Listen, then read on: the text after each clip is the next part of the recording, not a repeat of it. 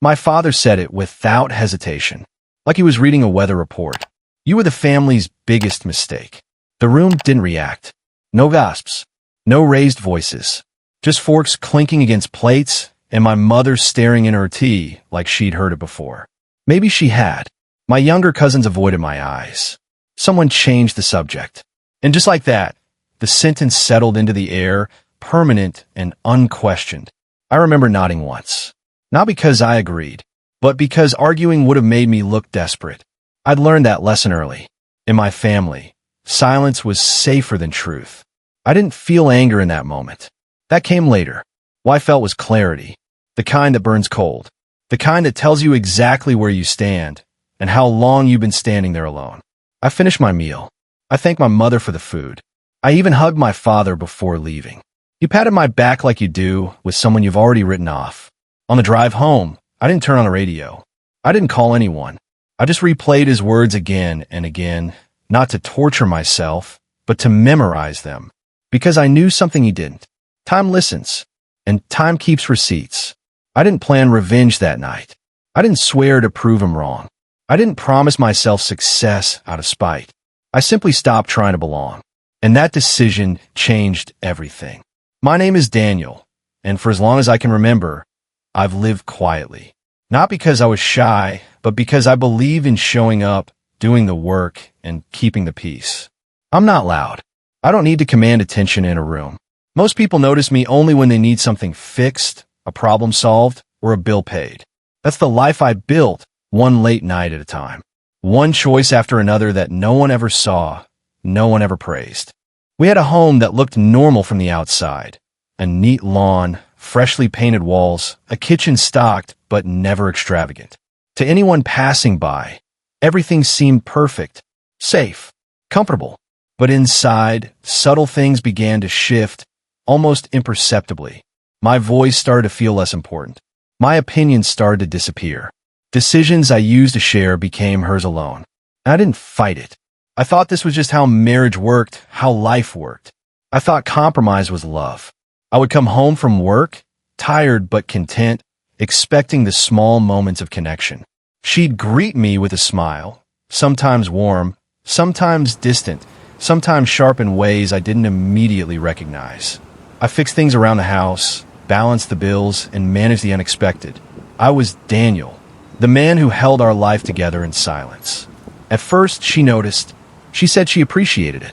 But over time, the acknowledgement faded, replaced by subtle comments, small jokes, and the kind of casual disregard that can only grow when one person always yields. She began speaking for both of us, answering questions meant for me, explaining my choices as if I weren't even in the room. And I stayed quiet. I thought it was easier than creating conflict. I thought my patience was proof of love. But in the quiet moments, when the house was still, I began noticing the imbalance. The way her eyes would search mine, not for agreement, but to see if I would challenge her. The way her decisions became unquestioned, automatic, as if I had no say.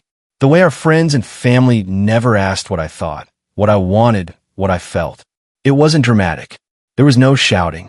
There was no obvious cruelty. Just a slow, creeping invisibility that I couldn't ignore. Even with all that, I wasn't unhappy, at least not yet. I believed in my choices. I believed in my sacrifice. I believed that keeping the peace, supporting her ambitions, and staying steady were what made me a good husband, a reliable man. But every time she spoke over me in a room full of people, laughed at a joke I didn't make, or dismissed my small efforts as expected, I felt it a quiet, sinking weight. A reminder that I was no longer seen as an equal, only as background, only as support, only as replaceable. And that's when I realized something important. Our life might look normal, even enviable to the outside world. But normality doesn't equal respect. Stability doesn't equal recognition.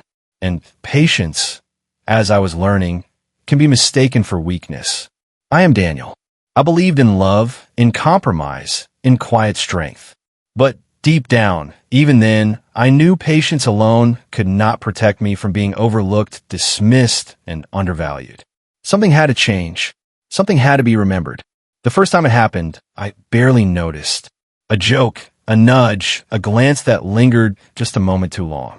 My wife, Claire, had friends over for dinner, and she introduced me as Daniel, my husband, who handles the boring stuff. The words were casual, almost affectionate in her tone, but I felt in my chest a quiet sting like a paper cut that wouldn't heal. Everyone laughed. I smiled. I nodded. Daniel, the background man, smiled while the world passed over me. It wasn't just her. It was everyone around us. Family dinners, birthday parties, weekend get-togethers. My opinions were discounted. My suggestions met with a polite nod before she spoke over me. When I tried to correct small details, like a missed appointment or an unpaid bill, it was framed as nagging. Daniel worries too much, she would say, and everyone would laugh lightly, as if I were the punchline. Even at work, the pattern followed. My team knew me as reliable, smart, patient. Daniel, the guy who solved problems no one else could. Yet, when a new project manager arrived, he asked Claire for input on my schedules, as if I wasn't in the room. He praised her ideas, nodded at her solutions, and left mine unacknowledged. It was subtle, but it happened enough times that the message became undeniable. Daniel mattered less. Always less. I started keeping mental notes, remembering every small cut. The time Claire dismissed my birthday dinner plans. We'll do something simple. You always make a big deal out of nothing. Or the weekend I spent hours fixing the leaky faucet while she was out buying a new rug. And when she returned, it was, thanks, I guess, Daniel. Good job, I suppose. Words so small, so casual, they could slip past the ear, but they didn't slip past me. And then came the public moments. The ones meant to humiliate, subtle, yet deliberate.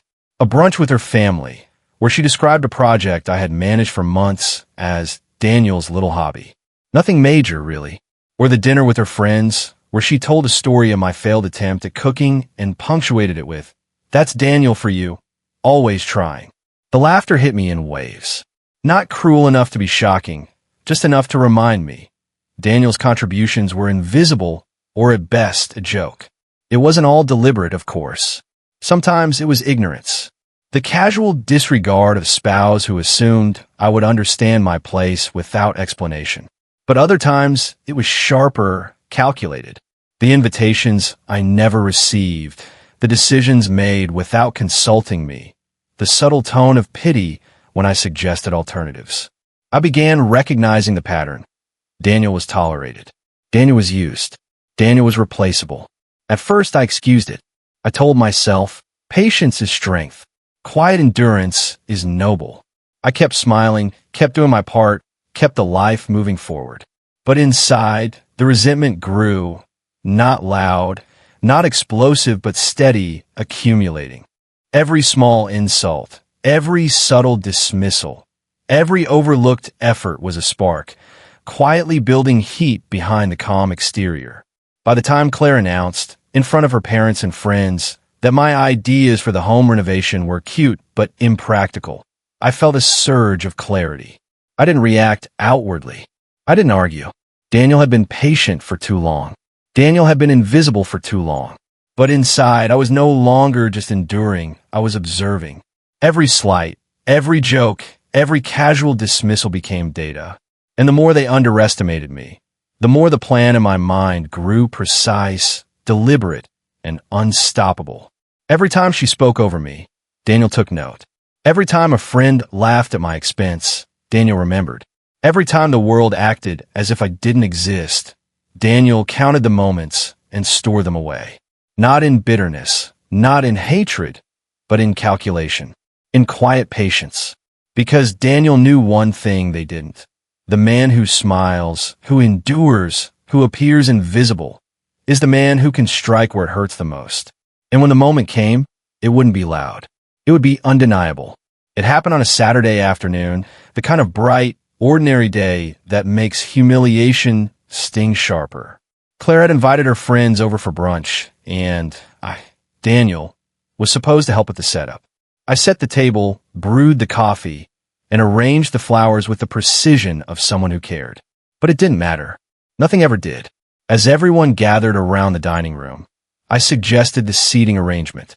Just a small, practical idea to make conversation flow better. Claire smiled, that practiced, polite smile, and waved her hand dismissively. Daniel, it doesn't matter. Let them sit wherever. They'll manage. She said it lightly, like a breeze blowing past a candle, but it carried the weight of every overlooked idea, every ignored effort, every invisible day of my life. Then it happened. One of her friends, unaware of the pattern, asked about the renovations I had been managing for weeks. I started explaining carefully, logically, describing the timelines and budget considerations. And before I could finish, Claire interrupted, chuckling. "Oh, Daniel, that's his little hobby project. Don't take it too seriously," she said, her tone casual, almost affectionate. The laughter that followed was soft, polite, but it felt like nails on my spine. I froze for a moment, feeling the blood drain from my face. Daniel, invisible, reduced to a hobby. It wasn't the first time, but this time, something inside me shifted. Not my patience, not my calm. Something quieter, sharper. The room buzzed with small talk, clinking glasses, and a faint scent of waffles and vanilla. But in my ears, every chuckle, every "oh, how cute," rang like a bell. This was the moment my silence had been preparing me for. I noticed the subtle things I had been ignoring before. The way Claire tilted her head to emphasize my smallness. The way her friends leaned forward, hungry for amusement at my expense. Even the kids, our nieces, were mimicking the tone, repeating Daniel's hobby like a chant. That was it, the final straw. I didn't shout. I didn't slam anything. I just stood there, hands folded behind my back, and let the room breathe. The laughter continued for a heartbeat, then paused, as if the air realized something had changed. I looked at Claire, really looked at her. Not the wife everyone saw, not the charming hostess, but the woman who had dismissed, ignored, and minimized me for years. She sat with a smile, I thought, but it wasn't a smile for me. It was a sword. Then I said it, calmly, slowly, so there was no room for misinterpretation. "Thank you," I said, my voice low, controlled. "Thank you for showing me exactly how little you think of me. I see it now." A pause, a shift, a ripple of confusion ran through the room. Claire's friends glanced at each other, unsure. Even the kids looked up. Claire's smile faltered. Her carefully curated composure cracked for a fraction of a second, and I could see the surprise, the disbelief, the first hint of fear. I didn't add another word. I simply turned and walked out. Daniel had endured years of quiet disrespect, years of stacking insult upon insult, waiting, observing, calculating. But now, that patience was no longer passive. The stage had been set. The final act was beginning. As the door clicked behind me, I felt a strange weight lift. The air outside smelled sharper, cleaner, freer. The city continued its hum, indifferent, but I had marked the moment. Claire had underestimated Daniel one last time, and the quiet, patient reckoning had already begun in my mind. After that brunch, I stopped talking. Not angrily, not with a dramatic gesture, just silence. Daniel, the quiet one, had become quieter. No explanations, no justifications, no more filling the air with words that would vanish, ignored as they always had. I went about my days the same way everyone expected. I smiled when spoken to. I nodded when asked a question. I performed my duties, answered emails, and ran errands. But beneath that calm exterior, the storm had begun. Every glance, every interaction was measured, cataloged, and stored. Every slight, every dismissive tone became a note in the ledger of patience I had been keeping for years. People started noticing, or at least they should have. Claire, of course, kept her practiced charm, unaware that the Daniel she thought she knew was changing quietly, irreversibly. Friend commented, "You seem different." I just smiled, that controlled, unshakable smile. They assumed I was distracted, tired, maybe even bored. They didn't see the quiet engine running inside me, planning, observing, waiting. The world assumed silence meant weakness. That's the beauty of it. They assumed I had absorbed the insult and moved on. They assumed that I had accepted my role, that the humiliation had bent me. But the truth was the opposite. Silence had become my weapon. Calm had become my armor. And every overlooked detail, every whispered joke, every casual disregard was now a blueprint. I spent evenings revisiting every interaction, every slight, every dismissal. I didn't rage. I didn't cry. I analyzed. I noted patterns. I traced every thread of disrespect back to its source. And with every calculation, every observation, I felt a strange satisfaction building, not of anger, but of clarity. They thought they had seen the last of my fury, the last of my resistance. They were wrong. And by the time I finally spoke again, it wouldn't be words thrown into the wind. It would be action, precise and unyielding. Daniel wasn't just silent. Daniel was preparing. It hit me quietly one evening, sitting at my desk with a dim lamp casting shadows across the papers I'd been reviewing. Daniel, the same boy who had absorbed every slight, every dismissive word, finally understood something crucial. They had already lost. Not in a loud, dramatic confrontation, not in a shouting match, but in the slow, measured hours I'd spent watching, listening, and calculating. Every insult, every public smirk, every casual disregard. They had underestimated me. They had assumed patience equaled weakness, that silence meant submission. And that was their mistake. I leaned back, letting the weight of it settle. Daniel realized that control wasn't about proving them wrong in the moment. It was about letting time reveal the truth. Let them think they had shaped me, restrained me, defined my place. Let them feel safe in their assumption. And in that quiet, I saw the power of restraint. Each dismissive comment, each laugh at my expense, each moment they thought I didn't notice, it was now a part of my strategy. They had been building their own undoing without even knowing it. The shift inside me was subtle, almost imperceptible. Anger wasn't the fuel. Satisfaction wasn't the goal. It was clarity. Every misstep they had made, every slight they had thrown my way, had a purpose now. It wasn't revenge yet. It was preparation, precision, inevitability. I could see it so clearly. The day they realized their error, the day the truth was undeniable, they would look back and see the pattern they had ignored. The casual cruelty, the dismissive comments, the we know better smiles, it had all been recorded in my mind, every detail cataloged, every weakness noted. And with that understanding, a calm certainty settled over me. They had underestimated patience.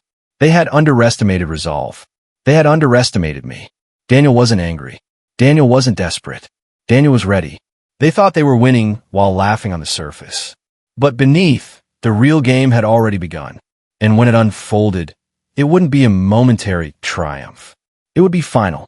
After that night, I knew rushing would ruin everything. The mistake they'd made, underestimating me, was now my advantage. An advantage demanded patience.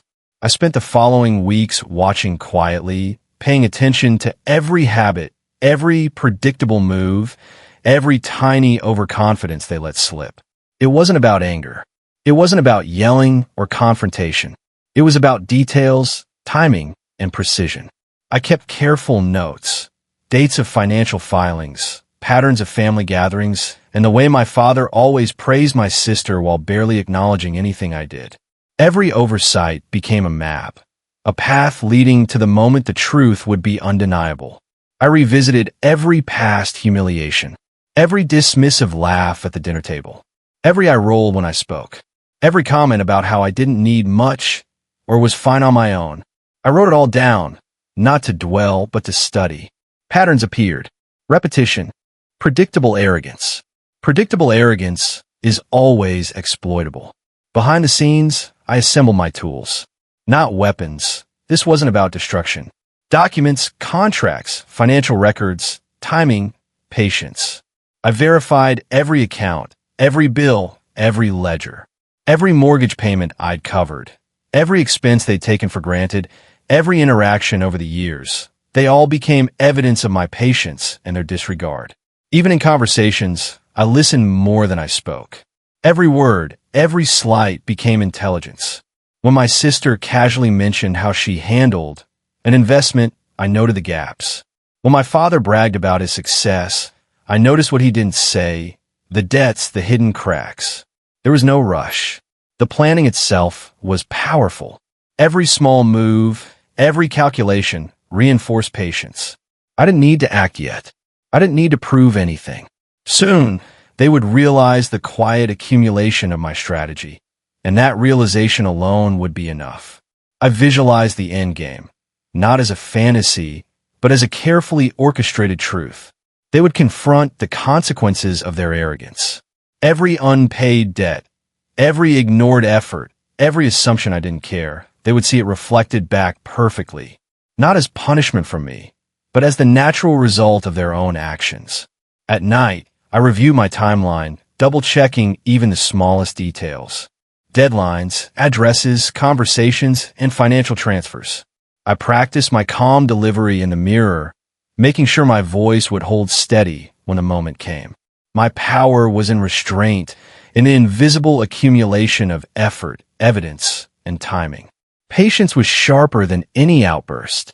Every whispered joke at my expense, every dismissive glance, every overlooked effort, it all built a foundation. And foundations built in silence are the hardest to break. I leaned back in my chair one evening, city lights spilling across the window. A faint, controlled smile tugged at my lips. They had underestimated me for decades. Quiet didn't mean weakness. My stillness was a strategy. And soon, they would understand exactly how much power patience holds. It was a Tuesday morning when it started, subtle at first.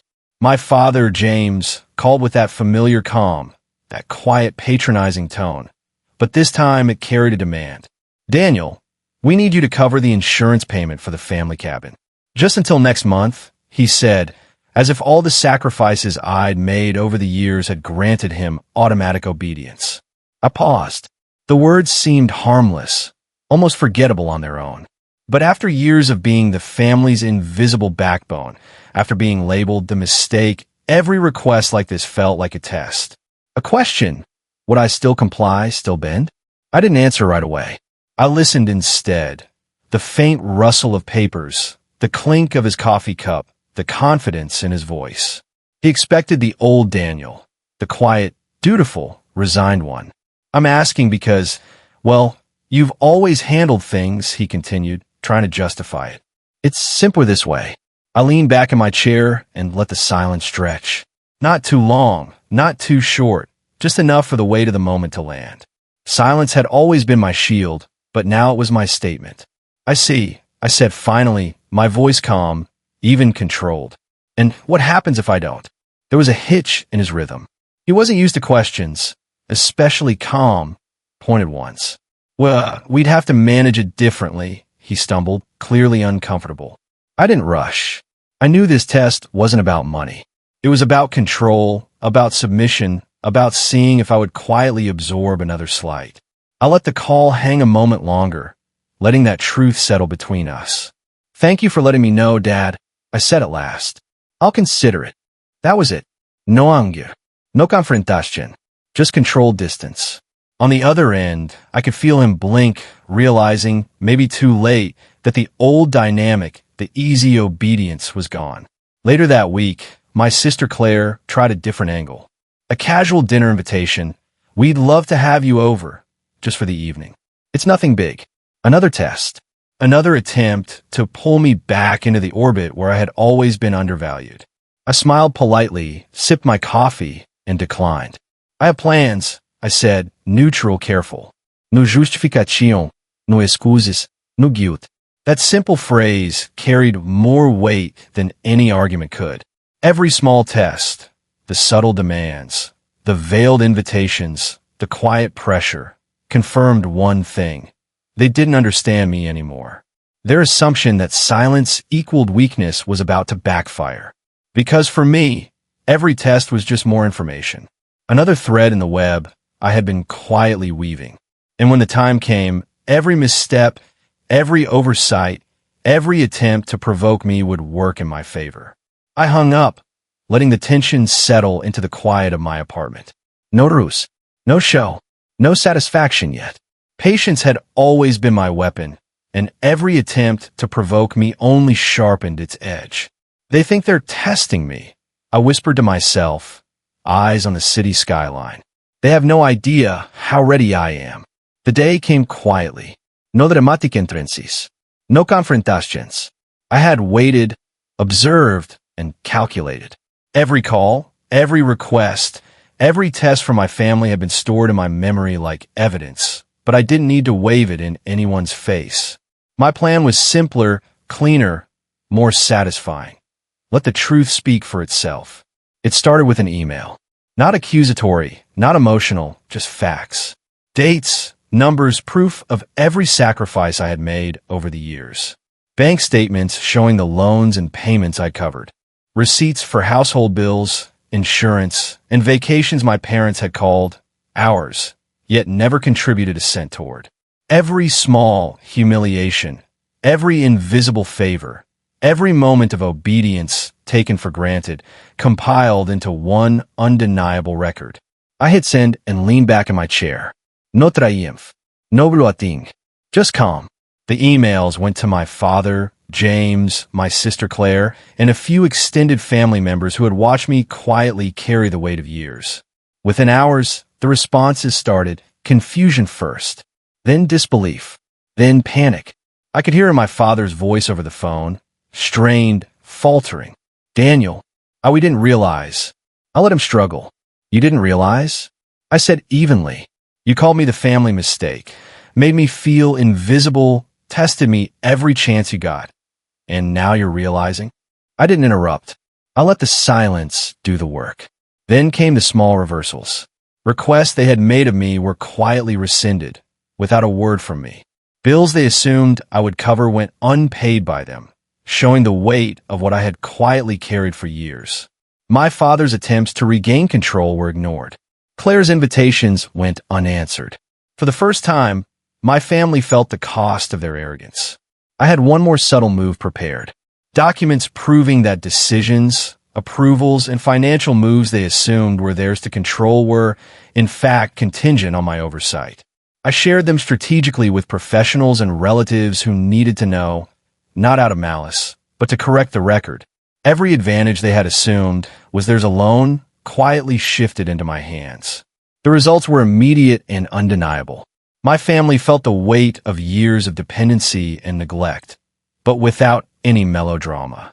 No shouting, no spectacle, just the truth laid bare.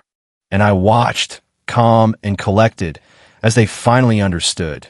The boy they had dismissed, underestimated, and humiliated for years was the one holding the strings all along. When they finally reached out, desperate, guilty, shaky, I didn't need to raise my voice. I didn't need to remind them of their failures. I simply responded, measured, quiet, but resolute. I've taken care of everything you assumed I would, and I'll continue to take care of what matters. As for everything else, that's on you. The calm in my tone, the precision of my actions, the patience of my strategy, they spoke louder than any argument ever could. No spectacle, no tantrum, just a reversal of power so clean, so thorough, the lesson could never be ignored. By the end of the week, James and Claire were left facing the truth. The family mistake they had dismissed, humiliated, and tested had quietly, patiently, flawlessly reclaimed his authority. Their pride had been dismantled, not through anger, but through the quiet, undeniable logic of my actions. I didn't celebrate. I didn't gloat. I closed my laptop, poured a glass of water, and watched the sunset over the city I had built for myself, one patient, precise decision at a time. The lesson had been delivered, and it was permanent. They thought I was nothing. I whispered calm, eyes steady. But everything I did they couldn't ignore. By the following week, I could feel the shift. Calls and messages started trickling in, hesitant, awkward, full of guilt. I didn't rush to answer them. I let them sit. Each unanswered call, each unread message, became a mirror for their arrogance. They had underestimated me for years, assumed my silence meant weakness, and now that same silence was my ally. Then my father showed up at the front door. James. His posture was stiff, his hands trembling slightly, his eyes avoiding my steady gaze. Daniel, he started, voice cracking, faltering. I didn't move. I didn't nod. I didn't offer comfort. I let the calm patience I had cultivated over weeks do the work. I've seen your words, I said evenly. I've seen your apologies. And I've seen your actions, or lack thereof, over the years. I watched his face fall. The pride that had once seemed untouchable was gone, replaced by something raw and unsteady. Claire hovered behind him, shifting from foot to foot, eyes wide. She had always been the center of attention, the one everyone gravitated toward. For the first time, she felt the pull of reality, the truth she could no longer ignore. You didn't have to do all this, James stammered. I didn't do it for you, I replied calmly. I did it for me. For every moment you made me feel invisible. For every time you assumed I would cover your mistakes. For every time you tested my patience, thinking I'd never respond. There was no anger in my voice. No shouting. No dramatics. Just a quiet, unshakable authority. And that calm, so controlled, so deliberate, was more devastating than any argument or outburst could have been. They left that day, heads down, pride shattered, forced to reckon with the consequences of years of neglect and arrogance. I exhaled slowly, feeling the weight of their judgment finally lift from my shoulders. In the days that followed, I stuck to my routines, work, friends, my own life, without interruption. No celebrations. No vindictive displas. My revenge had been complete in its subtlety, but it had left a mark that would last a lifetime. Every email I sent, every financial adjustment I made, every acknowledgement from distant relatives reminded them. They had misjudged me. My satisfaction wasn't loud. It wasn't dramatic. It was quiet, steady, internal. I no longer carried the burden of their mistakes, their expectations, or their arrogance. I had regained control over my life, and they had been forced to face the truth. They thought my silence was weakness. I thought, gazing out the window at the city skyline. But my patience was power. And with that, the chapter closed. Not with vengeance or spectacle, but with undeniable, irreversible balance. I stood in my apartment one evening, the city lights stretching endlessly outside my window. The quiet hum of traffic below was almost meditative, a reminder that life moved forward, whether people respected me or not. For the first time in years, I felt the weight of expectation lift entirely from my shoulders. I walked past the shelf lined with books I had collected over decades, each spine a testament to patience, persistence, and quiet victories. The memories of dinners where I had been ignored, meetings where my ideas were dismissed, family gatherings where I had always been the afterthought. They were still there, but now they were shadows, not chains. I realized something profound. Control over my own life had been the only revenge I truly needed. Money returned, apologies received, pride checked. It was all secondary. What mattered was that I no longer let others define my worth. I had built a life that was undeniably mine, a space where my decisions, my work, and my presence mattered without compromise. I picked up my phone, scrolling past messages that once would have demanded my attention. Now, I responded only on my terms. Calls were answered with calm politeness, texts with thoughtful brevity. The chaos of trying to please everyone had been replaced by clarity. My energy was for the people and projects that deserved it. Later, I met friends for dinner.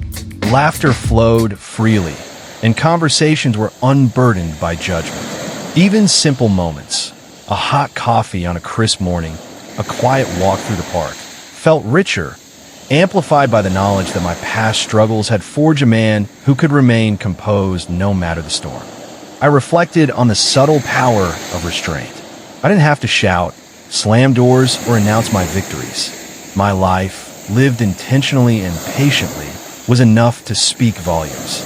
And when I finally thought of my father or sister, there was no bitterness, only calm acknowledgement that their choices had shaped my journey, and I had emerged stronger. I smiled faintly, a small private victory. The balance I'd sought for so long wasn't about control over others. It was about mastery over myself. Every decision moving forward, every action, every moment of silence carried that certainty. I would no longer be underestimated, ignored, or dismissed. I took a deep breath, feeling the night cool against my skin. The chapter of humiliation and patience had closed. What remained was a life defined by self-respect, quiet authority, and the steady knowledge that I was, finally, enough without anyone else's validation. If there's one thing I've learned, it's this: no one gets to define my worth but me. Not my family, not a boss, not anyone who thinks they can belittle my efforts or dismiss my presence. Every insult, every quiet disregard, every time someone assumed I was replaceable, it was never about me. It was about their fear of seeing someone rise quietly, patiently, and deliberately. Power isn't loud. It doesn't need to scream to be felt. True strength comes from restraint, from planning, from the calm confidence that when the moment comes, my actions will speak louder than anyone's words ever could. Revenge isn't about anger. It's about justice in the form of results, executed with patience and precision. Life will hand me moments that test me, moments where it's tempting to react, to argue, to prove myself in the heat of the moment. I don't. I step back, I observe, and I let time reveal the truth. People who underestimate me often do more damage to themselves than to me. My silence, my patience, my preparation, these are my allies. And when the day comes that balance is restored, I don't gloat. I don't seek recognition. I let the calm aftermath carry the message. My satisfaction doesn't need applause. It only needs to be mine. So here's what I want you to remember. Hold your ground, respect your own path, and never let anyone write your story for you. One day, quietly, without fanfare, the people who doubted me will witness the life I built, on my terms, with my strength, and with my dignity intact. And that is the kind of victory that lasts.